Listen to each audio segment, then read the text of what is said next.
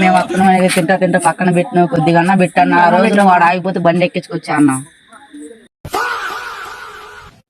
భయ్యా అంత మంచోడు.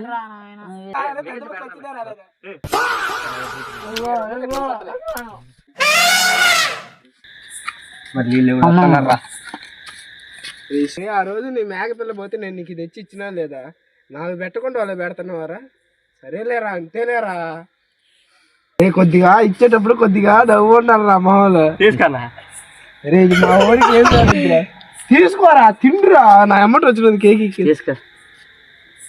సరే రాకుండా పోయి రా